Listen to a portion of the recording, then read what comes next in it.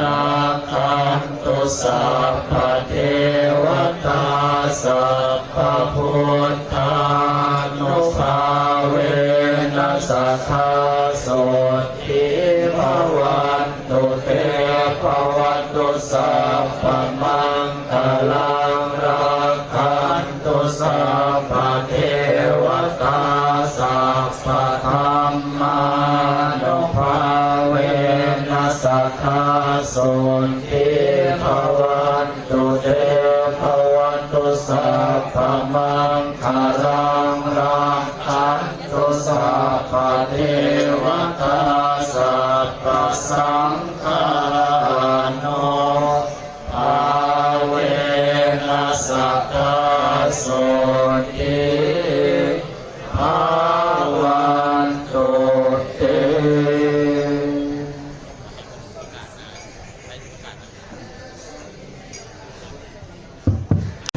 to come forward and offer water. Okay, now I work now. And other requirements. Thank you very much, Mahatanga. Now I invite all the volunteers to offer water, tea, and all the other donors who wish to offer. Please make sure that you are donating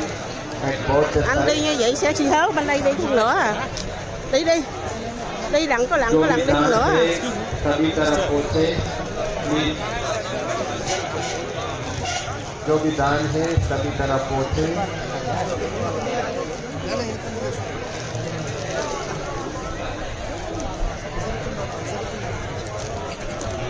Please distribute the dana on all the sides. Thank you. Make sure you do the dana in a very nice manner. I also want to remind we have the translation summarization of what we chanted. अभी जो हमने chanting किया है उसका थोड़ा summarize करेंगे सारांश हमारा पूज्य जिनवंश बंते जी इसका सारांश हिंदी में करेंगे थोड़ी अंग्रेजी में करेंगे तो प्लीज बंते का बात सुनिए लेकिन याद रखें सभी donor make sure you are giving the dana on all the sidesเอตุปาทาวะเทวตาโตตัสสะเอติยาปริหายิเตนะโคกากุโทนามะโกริยปุตโตอายัสสัมมโตมหาโมคคัลลานาสะอุปาทาโกอะตุนังกาลังกะโตอัญญตรังปโนมะยังกายังอุปปันโนตัสสะเอวะके भोग आता है तो सारी महामंगलाना बनते जी सारीपतवंते जी के पास जाते तो सारीपतवंते जी से पूछते हैं सारीपतवंते जी बोले कि मैंने अभी ठीक है मैंने लासन खाया है जिसकी वजह से तो ठीक है तो ऐसा सारीपतवंते जी कहे तो इसके संबंध में भगवान बुद्ध ने हम कुछ लोगों को आज्ञा दी कि हम लासन को खा सकते हैं गैस का ठीक हो गया इसको यूज किया गया है लासन को तो भगवान बुद्ध ने दैनिक चर्या कैसे व्यतीत करना है जीवन को कैसे है और सिचुएशन के अनुसार उसको विजन भी कर देते हैं इस समय भिक्षु बनते लोग जब อนุสาวรีย์สลากาอายังธัมโนอายังวินัยโยอิตังสัตถุสัสสะนังอิมัตถังอิมานุเตถาติเอวังภิกขุอุปาลิสังฆาลาสิโหติโนจะสังฆเปโตเอตัสโตอุปาลิกเวโหติเอตัสโตตโยสัพโพอนุสาวรีย์สลากาคาเทติอายังธัมโมอายังวินัยโยอิทัสสะ ตุสาสนังอิมังคะอัตตะอิมังโอเทภัสสิเอวัมปิโคอุปาลิสังขลาสิโหติโนจะสังฆเปโตเอกัตโตอุปาลิตโยโหติเอกัตโตตโยสัตตโมอนุสาเวติสวะอังคาเนติอายังธัมโมอายังวินัยโยอิทังสัตตุสาสนังอิมังอันอัตตะอิมังโลเจภัสติเอวัมปิโคอุปาลิสังขลาสิโหติโนจะสังฆเปโตเอกโตอุปาลิตลาเวดินาดาดาตัตตาปะปิยติกาลาเวดินาดาดาดินาวดาเรโกลาเวดิยะตเมตมะเยธัมมุกาวินเยนาสะตติวินเยนาสะอธิกรณังอุปตมติยะถาตติวินเยลาเวดิวินเยลาเวดินาดาดามุลาวินเยลาเวดินาดาดาปริญญาดากรณังลาเวดิ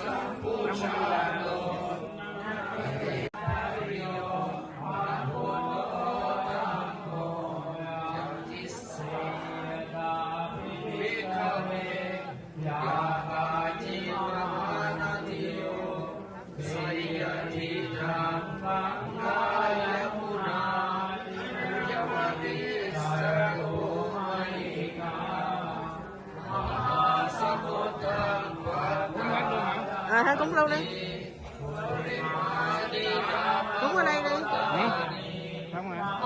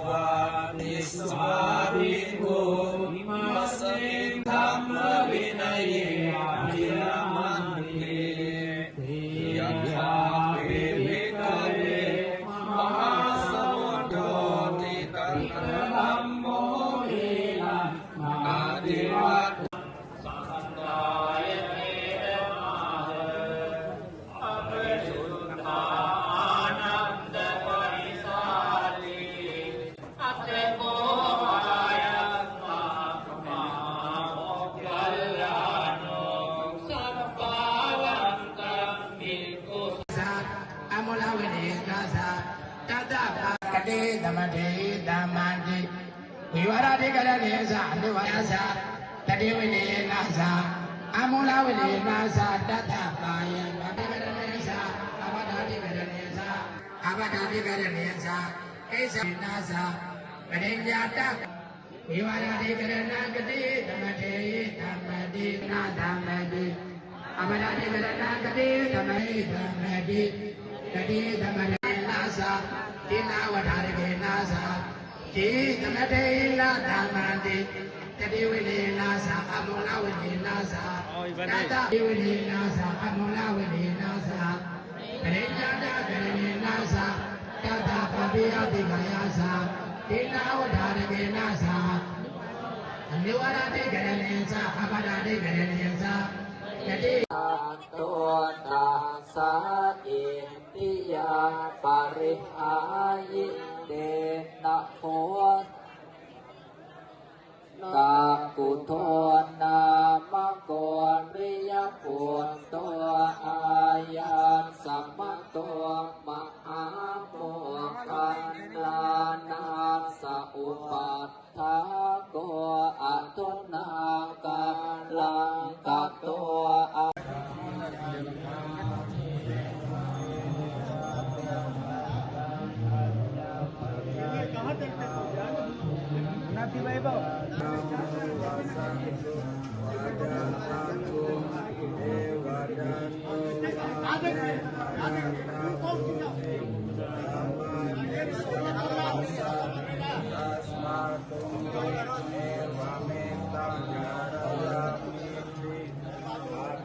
Tidak pakai untuk pikiran. Tidak pakai untuk dikatakan bahwa di itu di itu dengan orang yangอุปสังกมันตวาเอตภวจงอาเตอะหังเอพระจนีลังกานาไม่เตนะให้ยาโนวาจังเอวังปิยลังทะเปตวากิเลนังอาโปเตภะคะวะโตเอตัมมันทังอโรเจทรงเปอนุเจียเนียมิติภเวยังไอยังสมหาหิเตอะหังเอพระเอลีอะรัญเยวิหารามเวกตาหังไม่เตตนะให้ยังอาวายังเอวังเอภะคะวะตาปัญญาตังสาธิยลังตะเปตวากิเลนยังตะเปตวาโกเตภะ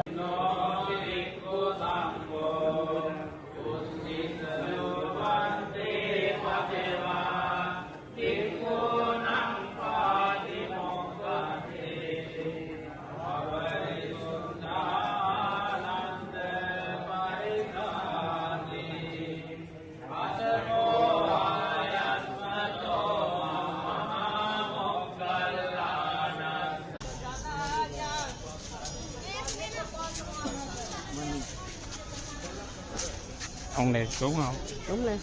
Không, ông kia Phật tử không có.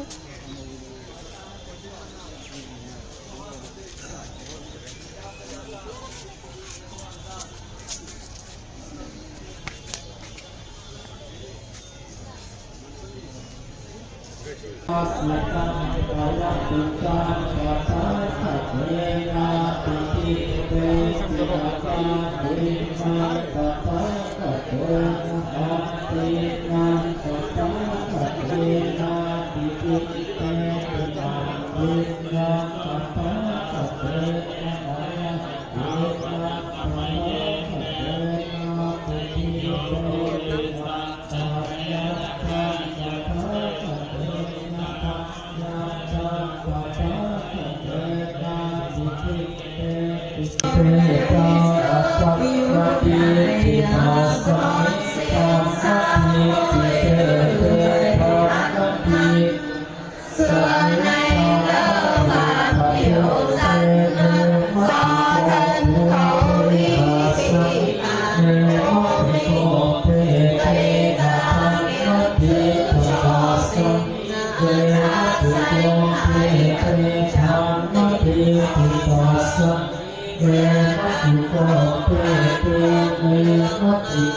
อินิพายะสัยติวิโมทายะคัมปิวินิพายะโลวินิพายะภาวะวันสัพเพติสวะกังคาเทติอายันธัมโมอายันสาธุสัสสะนังอิมังคังอัตตังมังโลเตภะติอายันติโกอุปาลิสังฆเทโตอามิโกเวยัมมิโกอัปปะหัตติติโสสุนัขจัมปะรังอุปาลิติโกธัมมังอัตถังโอทิทิเทตินังนานามิโยติเทติมินานา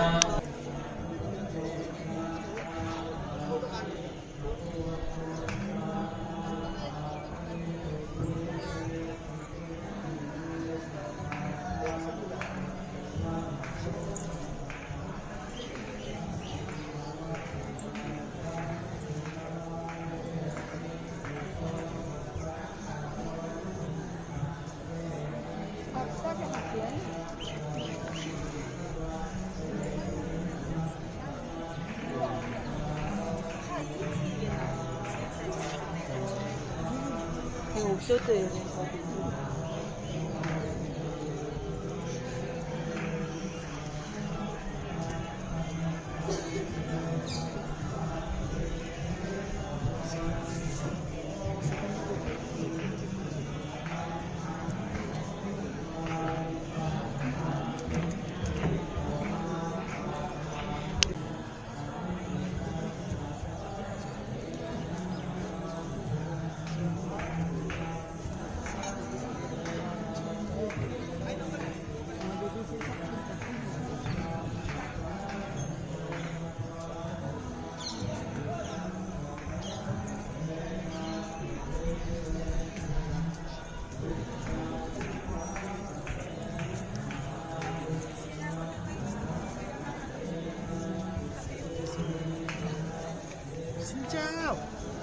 Xin chào.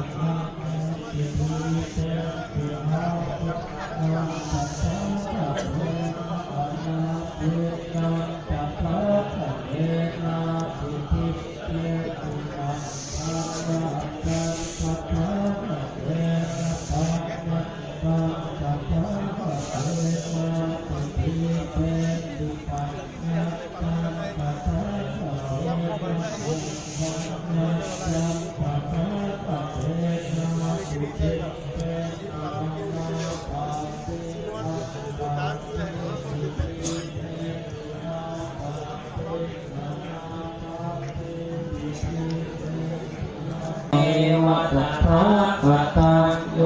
ปาเทโนปะเยสติสมาตังสัพพะเจตังวาโตตุมินตุมะติตาปิสัมเมตังปันติโตญาสมาคันโกภิกขุอายังโทปัสสะปะปุเนติโอปาลิปันนาอัตตะโคอาญา มาอุปาลิเยนะภะคะวะเตนะปัสสะกะเมอุปัสสะกะเมตวะภะคะวันตังอภิวาเทตวะเอกมัตตังนิสิติเอกมัตตังนิสิโนโคอาญาสัมมาอุปาลิภะคะวันตังเอตัตโวจะสังฆราติ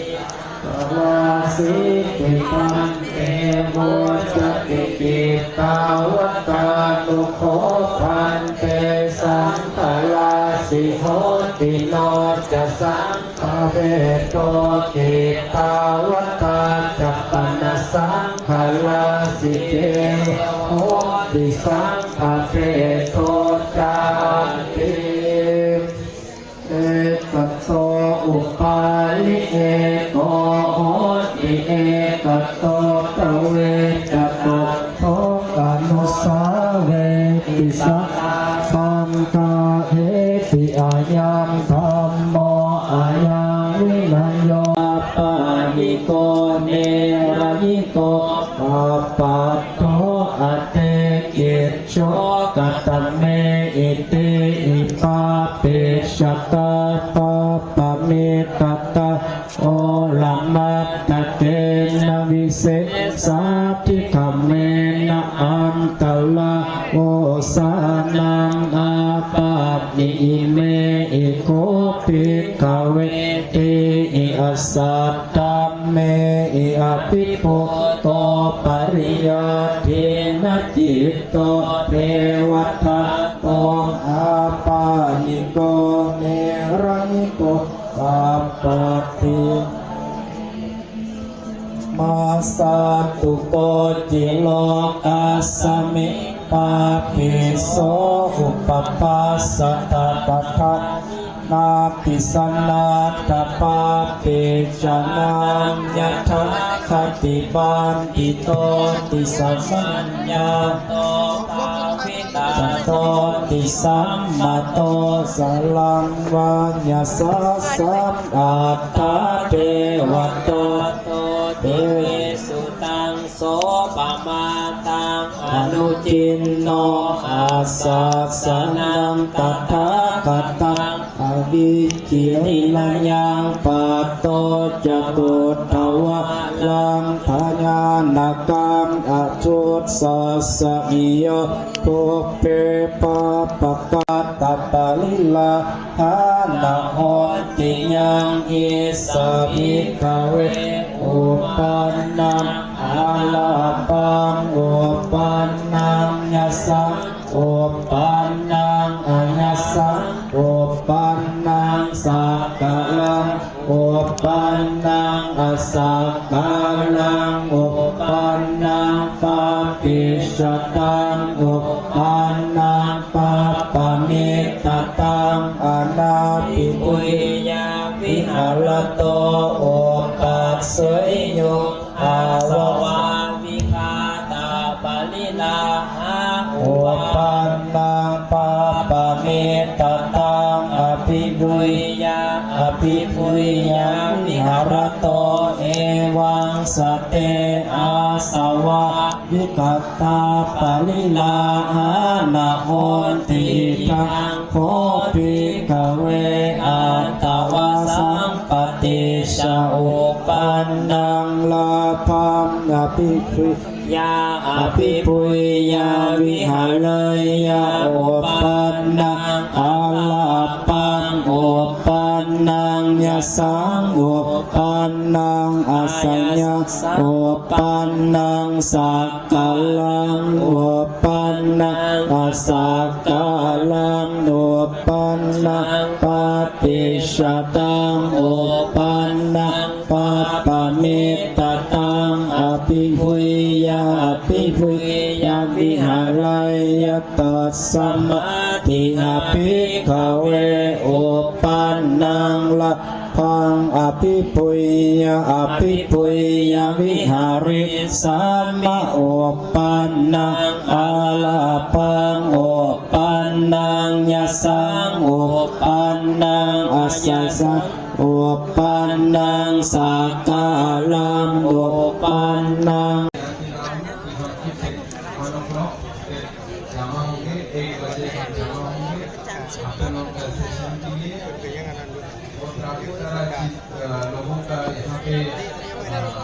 नोट में डालते हैं कि चश्मा घूम गया मोबाइल घूम गया तो विधि है कि आप अपने चीज़ों का ध्यान करें और जगह रहे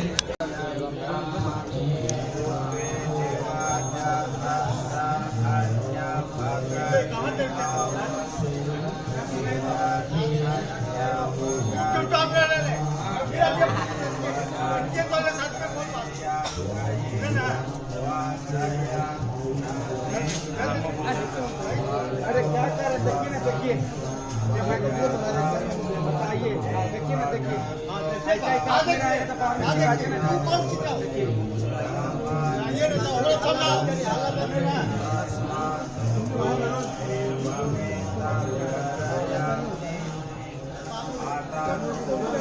No.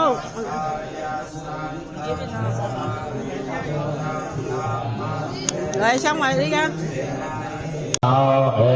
ตัมมันทังอโรเจทรงเปอนุเจียเนียมิภิกขเวทเพทวาพิยลังเพทวากิเลนังทเพทวากมิกังอวเสเหอาวายังกะเหตันเตสัมมาเยนะอัญญาตราภิกขุเยอารัตเตตังภิกขุเนยโยอุปสังกมัตถวาเอตัตโวจังอาวาทยังอัยยากนะให้เตอะหังเหตุเกิดเยวิหารังเมกตาหังอาวาจังปะนะหะไม่แต่ก็นะให้ยาอาวาจังเอวังเฮภะคะวะตาปัญญาตังเป็นความเพียรละ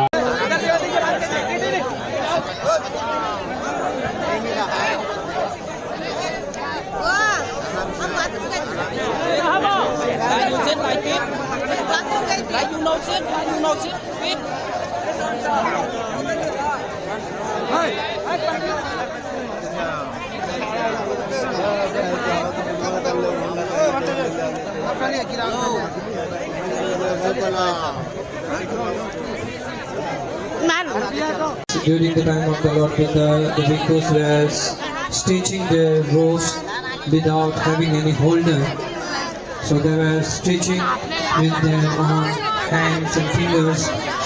So the bhikkhus were suffering from continuously stitching the robe. Then the Lord Buddha allowed to have a holder to keep the chivara binding with the holder. Similarly, during the time of the Buddha, the bhikkhus were stitching their chivara with non-specific instrument. Then the Lord Buddha allowed to have needle for stitching the robe. So many things like this Bhagavan Buddha allowed to the monks for their peaceful and easy life. And we can also find one incident during the time of the Buddha here in this book.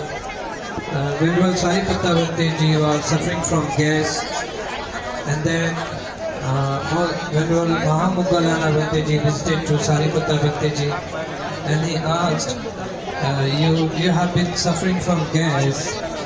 is it okay now? Then Venerable Sariputta Bhakti replied that I had a garlic. After having garlic, the gas disappeared. So saying this, in this case, Lord Buddha allowed to all monks to have garlic, especially when you are suffering from gas. So these few things we can understand the Lord Buddha allow to make the peace and easy life and peaceful life for the monks. With this short summarize, I conclude here. और गया ना बेटी लोग चला गया निकल गया और लोग जब आप बोलेंगे मुझे जाने दीजिए सिस्टर खास करके जब पेट की कोई समस्या हो, जैसे यहाँ सारीपत वकील का केस में हमको दिखता है कि सारीपत वकील को जब गैस था तो जब लॉस खाया तो पेट ठीक हो गया, गैस चला गया। तो ये बीमारी के तौर पर, दवा के तौर पर इसको यूज किया गया है लहसुन को।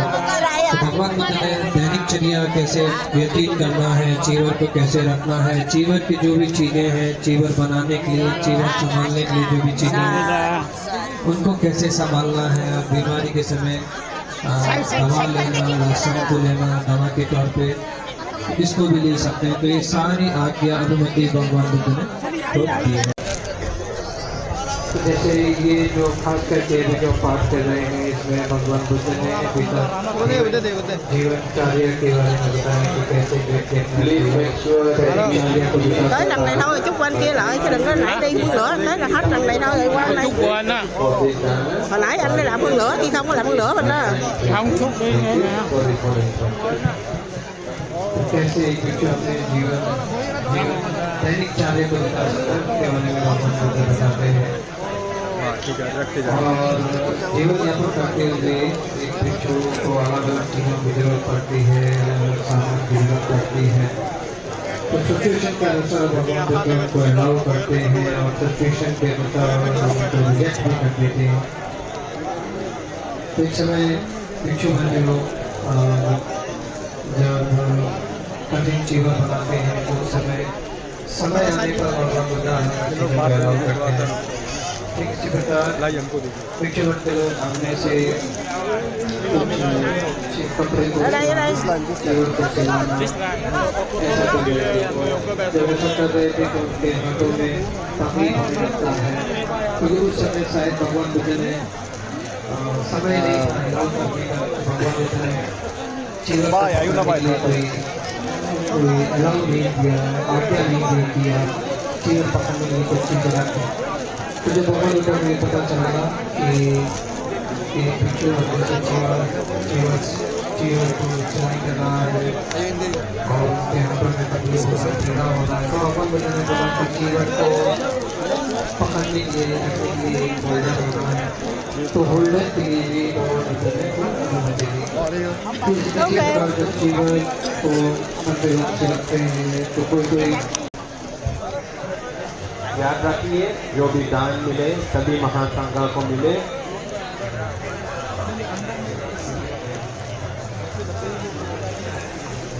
नमो तस्सा भगवतो अरहतो सम्मा सम्बुद्धस्सा बुद्धं धम्मं संघं नमस्सामि। उपस्थित संघ को वंदना करते हुए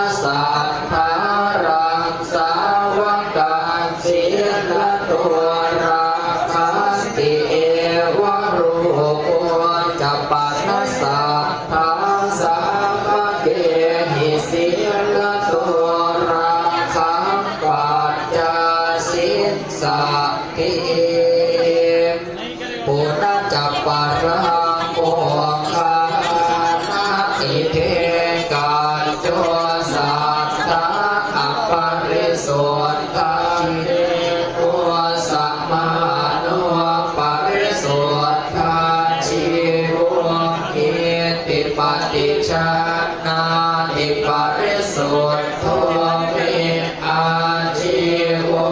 pariyotta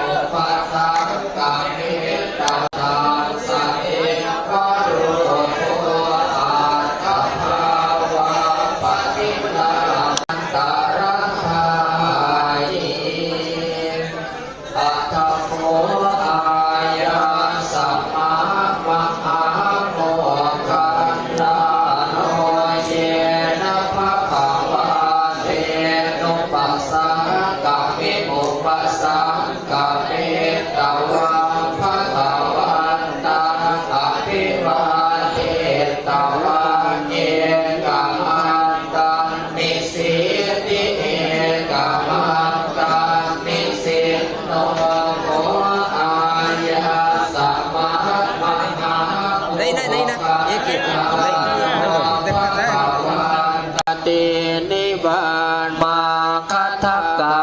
นิคามังเขตานิโสนเตนะอัตตภาวะปฏิลาเพนะเนวะอัตตานานะปะราภยาปาเทติอัตถโคกาสุโธเทวะปุตโตเยนายะสัมมามหาโมคคันลาโนเตนุปัสสังกะมิอุปสังกะมิตัมมังอายะสัมมันตังมหาโมคคันลาอภิวาเทสวะเอกมันตังอาคาสิเอกมันตังทิโตโคกะปุตุเทวะปุตโตอายะสัมมันตังมหาโมคคันดานาเอตถะโมจันเทวทัตตัสสะพันเตลาภสักการสิโลเกนะอภิพุนตัสสะปริยาเทนะเจตัสสะเอวะโรปังเอชะกตังอุปัชชิอาหังเปียกุสังฆังปริหาเรสัมเมติสหจิตุปาทาวะปันติเทวันทัตโตตัสสะเอติยาปริเอโนติอิทัมโมปริญญาตากรณีนาสะตตาปวิยติกายาสัตตินาวุฒานินาสะวิวาดาดิกรณากติธรรมเทธรรมติกติธรรมเทนาธรรมตินิวาดาดิกรณากติธรรมเทธรรมติกติธรรมเทนาธรรมติปปดาดิกรณากติธรรมเทธรรมติกติธรรมเทนาธรรมติเกสาธิกรณากติธรรมเทธรรมติกติธรรมเทนาธรรมติวิวาดาธิกรณากติธรรมเทธรรมติธรรมกาวิเนนาสาเยวายติกายาสาเกสาธรรมเทนาธรรมติกติวิเนนาสาอโมลาวิเนลาเบตินาดาดาปริญญาตากรณาลาเบตินาดาดาตัตตาปภิยติกาลาเบตินาดาดาตินาวดาเรกลาเบติยะตเมตมเยธัมมุกาวิเนยนาสาตติวิเนยนาสาอธิกรณาอุปตมติยะตาตติวิเนยลาเบติตตาธัมมุกาวิเนยลาเบติยะตาธัมมุกาวิเนยลาเบติตตาตติวิเนยลาเบตินาดาดามุลาวิเนยลาเบตินาดาดาปริญญาตากรณาลาเบตินาดาดาตตาปภิยติกาลาเบตินาดาดาตินาวดาเรกลาเบตินาดาดาเยโมยติกาลาเบติยะตเมตมเยธัมมุกาวิเนยนาสาอโมลาวิเนยนาสาอธิกรณาอุปตมติยะดามุลาวิเนยลาเบติตถาธัมมุกาวิเนยลาเบติยะดาธัมมุกาวิเนยลาเบติตถาธัมมุลาวิเนยลาเบตินาดาดาปริญญาตากรณาลาเบตินาดาดาตตาปภิยติกาลาเบตินาดาดาตินาวดาเรกลาเบติมาติธัมมุกาวิเนยนาสาตติวิเนยนาสาอโมลาวิเนยนาสาตตาปภิยติกายาสาอปดาธิกรณีสาเกสาธิกรณีสากติธรรมเทธรรมติอปดาธิกรณีสาเกสาธิกรณีสาจิธรรมเทธรรมติธัมมุกาวิเนยนาสาปริญญาตากรณีนาสาตินาวุฒาเรนาสาวิวาดาธิกรณีสาอภิวาดาธิกรณีสาอปดาธิกรณีสากติธรรมเทธรรมติวิวาดาธิกรณีสาอภิวาดาธิกรณีสาอปดาธิกรณีสาตถาธรรมเทธรรมติธัมมุกาวิเนยสาวิวาดาธิกรณีสาเกสาธิกรณีสากติธรรมเทธรรมติวิวาดาธิกรณีสาเกสาธิกรณีสาวิธรรมเทธรรมติวิวา มุขวินัยนาสาเยวายาติกายาสาอนิวาราธิกรณีสาอาบัดาธิกรณีสากติตมะเทธรรมันติอนิวาราธิกรณีสาอาบัดาธิกรณีสาสายตมะเทธรรมันติธรรมุขวินัยนาสาตติวินัยนาสาอมุลวินัยนาสาอธิกรณันติวาธรรมดาติวาอิเมธัมมะตันตถาอุดาวิตันตถาลาภาสะปณิเมตังธรรมานาวินัยโมสิตวาวินัยโมสิตวานานากรณันตินาเปตุนิอธิกรณันติวาธรรมดาติวาอิเมธัมมะวิตันตถาโนตันตถาลาภาสะปณิเมตังธรรมานาวินัยโมสิตวาวินัยโมสิตวานานากรณันตินาเปตุนิตมะหิวติตัจมุติตาวสติยาอธิกรณันติวาธรรมดาติวาอิเมธัมมะตันตถาโนวิตันตถาโนสัลลภะอิเมตังธรรมานาวินัยโมสิตวาวินัยโมสิตวานานากรณันตินาเปตุกังกิตาเหตุนานุวตาภควาตาสัทธาริมานิเมฆเวอธิกรณานิตัตตะธรรมทาอธิกรณาธรรมเทหิตัมมานิธรรมทาอธิกรณีตัมมานิเอวะอิเมธัมมะตันตถาโนวิตันตถาโนสัลลภะอิเมตังธรรมานาวินัยโมสิตวาวินัยโมสิตวานานา อิวาราธิกรณากติธรรมเทธรรมตินิวาราธิกรณากติธรรมเทธรรมติอาบัติธิกรณากติธรรมเทธรรมติเอสาธิกรณากติธรรมเทธรรมติอิวาราธิกรณาดุยธรรมเทธรรมติธรรมกาวินัยนาสาหิโมยาติกาสาอนิวาราธิกรณาสดุยJatame tame tamu gawini nasa tina wadare ke nasa adigarana upadamati yada tina wadare ko labati tata tamu gawini ya labati yada tamu gawini ya labati tata tina wadare ko labati nada da yemo ya tiga labati nada da tri wini ya labati nada da amula wini ya labati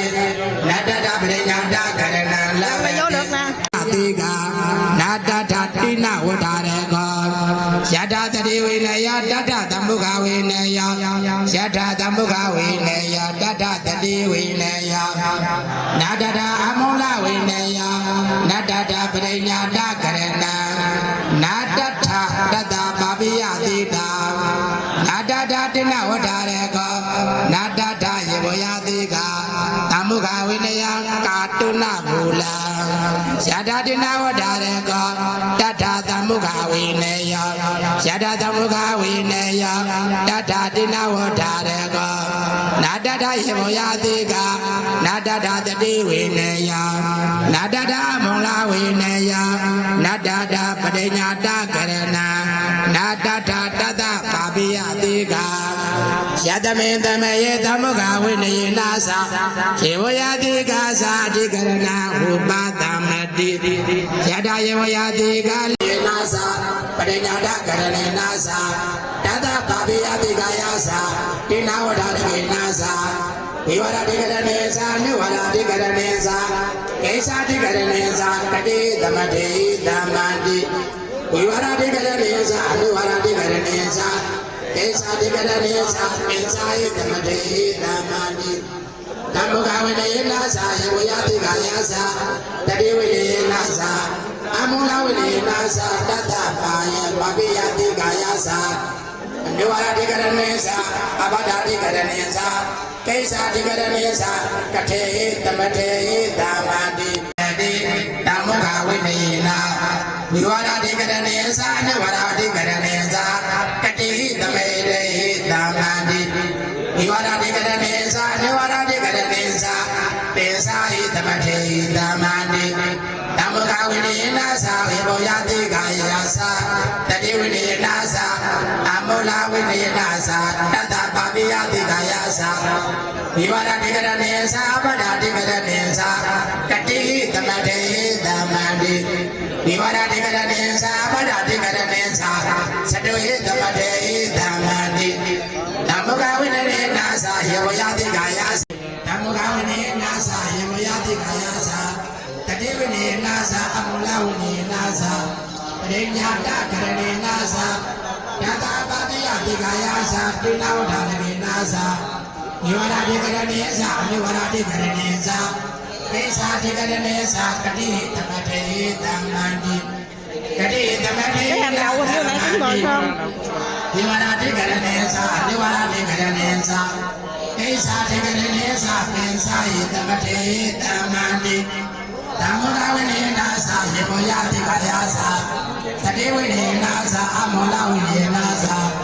Tata Paviyati Gayasa Tihi Tamade Nasa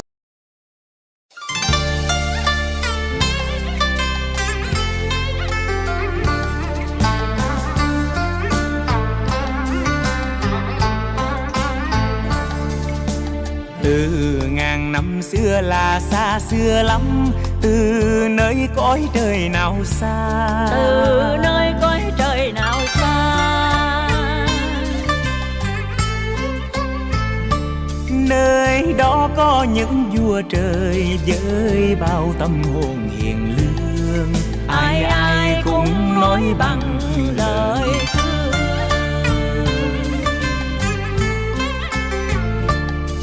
Ở nơi xa đó có một tâm lòng đã bao nhiêu kiếp nuôi mầm từ bi, đã bao nhiêu kiếp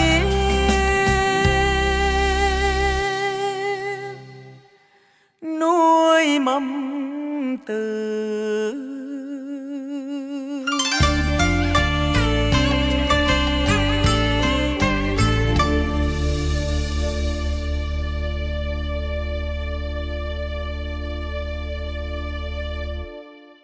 ở phương xa kia là cõi trời đâu suốt, nhìn về địa cầu quê hương tôi thấy muôn loài đang ngập lặng trong biển trần khổ ai.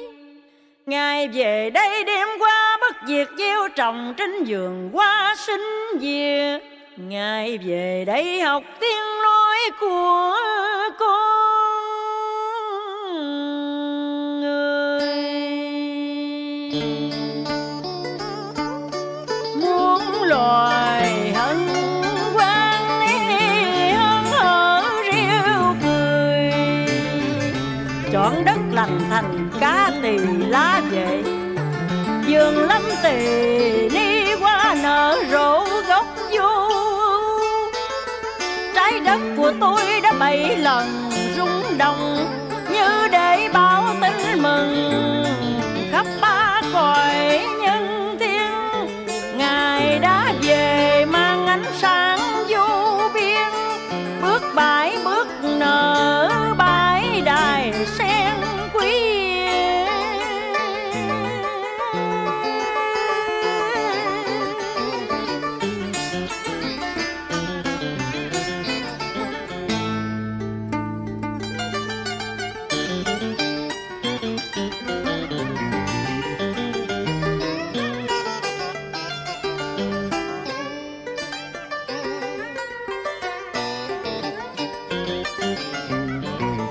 tinh tú muôn phương chầu về cho đến khi bình minh tỏa ràng. Hoa nở chim ca muôn loài reo mừng,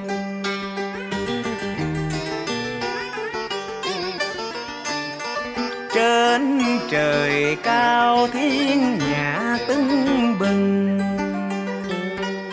Bao tiếng ngợi khen bao lời chúc tụng, chung vui cùng vua Tịnh Phạn và hoàng hậu Ma Gia. Đây thân vàng thái tử Tất Đạt Đa, tướng hảo quang minh bút mực nào tả được.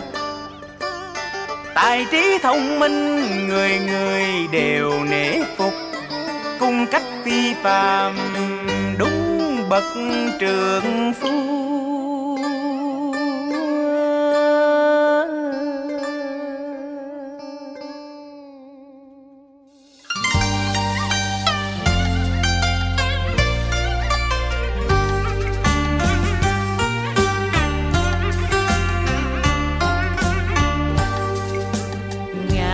Làm sao vui phòng loan yên ấm, ngoài kia chúng sinh lầm than. Ngoài kia chúng sanh lầm than. Xin với đức ân phu hoàng để con đi xem thần dân, đi qua bốn cửa thành Ca Tỳ La. Hỡi ơi sao phải tâm thần lưng còng, hỏi ra mới biết ai rồi cùng qua. Thời gian tiêu phá thân già còng lưng.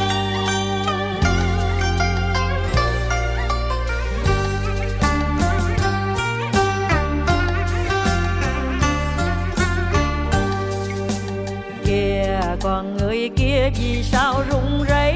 nằm có tiếng rên quặn đau. Lòng ta xót xa dường đau, mang kiếp nhân sinh trên đời mấy ai qua được bền cánh. Ai ai cũng vướng dòng khổ đau. Hỡi ơi sao có dông chỉ lạ thường,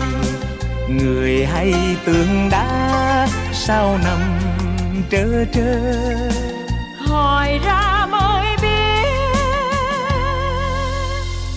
ai rồi cùng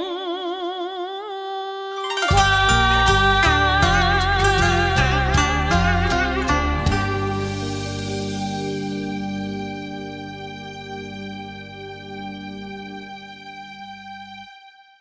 Sao chuyến du hành thái tử thấy khắp nhân gian dẫy đầy đau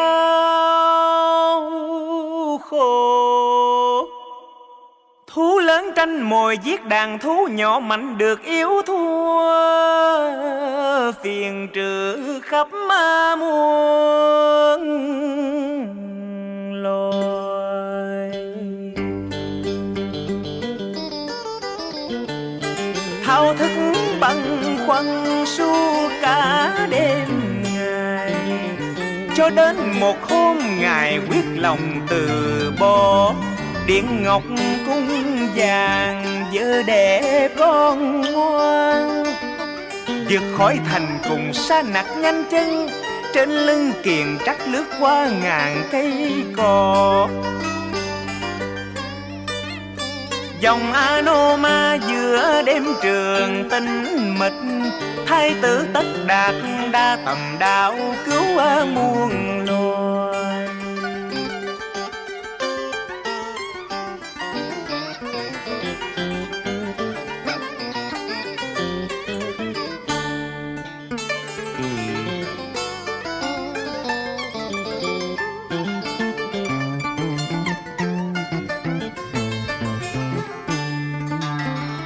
Tử nghĩ rằng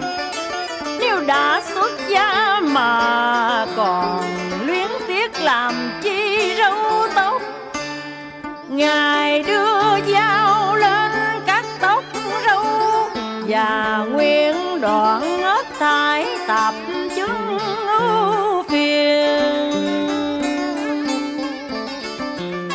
Mặc áo cà sa thái cho y phục vương quyền,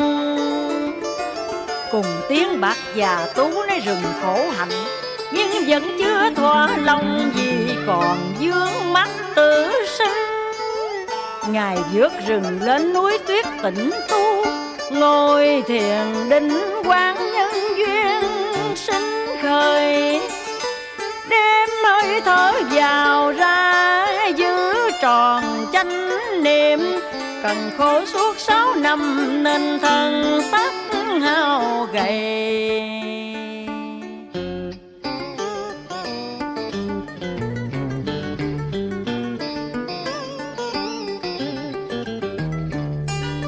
Nhận thấy rằng hạnh đói khát nào phải là mục tiêu đạt đạo, phải ăn uống bình thường cho khỏe mạnh thân tâm. Ngài đến sông Niên Ly được cô Nang Đà và bà La dân sửa, được bà Long Dương cúng dường bát cháo nhũ ở mi. Dưới cội Bồ Đề thân tâm thiền định, trí tuệ nở bừng sáng rực hào quang. Trái đã